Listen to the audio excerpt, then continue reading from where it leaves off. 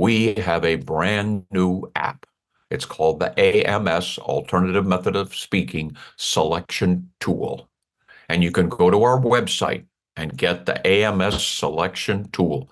Click on it. Guess what? It's free. You can use it as often as you want with as many children as you want.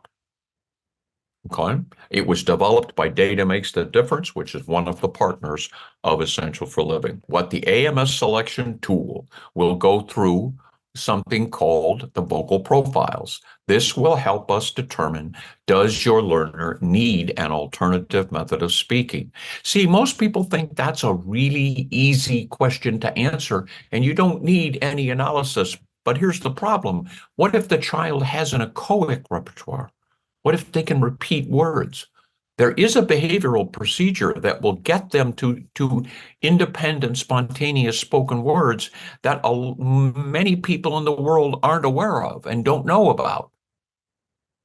It came from verbal behavior, which is one of the many, many reasons why B.F. Skinner's analysis of verbal behavior is very relevant for our children and adults. So anyway, we'll go through that. Do you need an alternative method? And then what it will do, it will say, okay, if you need one, let's go select one. Let's go pick one. One that takes into account the learner's current skill set, their skill repertoire. You see? Let's match a learner to a method. See?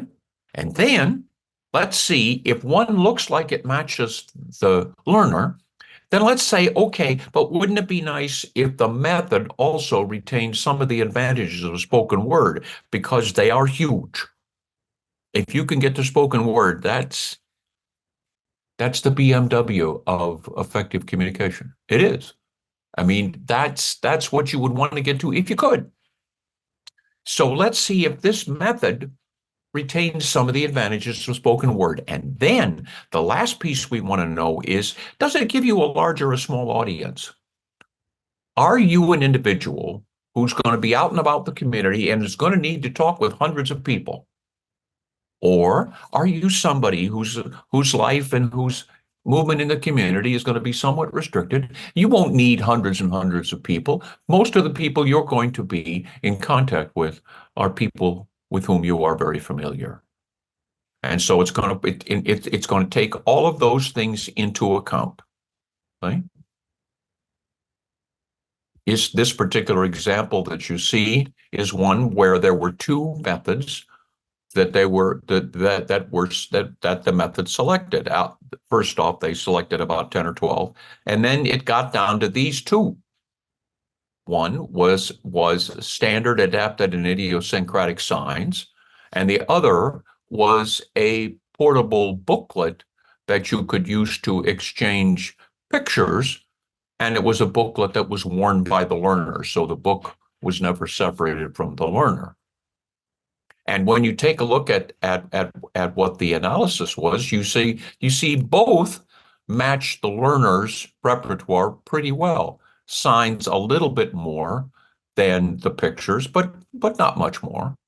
And then you take a look at the advantages of spoken word, and again, the sign has a few more advantages of spoken word that were retained than does the pictures. But again, not overwhelming. But here's the problem, or could be the problem. The method involving signing gives you a smaller audience. Pictures gives you a larger audience. So what you have to factor into it is this a learner who's going to need a larger audience? Because sometimes discriminating the pictures can be difficult too, you see? These are what behavior analysts call conditional discriminations, can be difficult for some of our learners. So do you need a larger audience, or is a smaller audience that's familiar going to be quite okay with you? And then on page 65 to 67 of the handbook, there's a very important couple of diagrams. And this is what these diagrams deal with. And they say, listen, once you've selected a method, Let's put some criteria on it that ensure that it will last a lifetime, because there is a very high abandonment rate of alternative methods of speaking. Speech pathologists all over the world report this.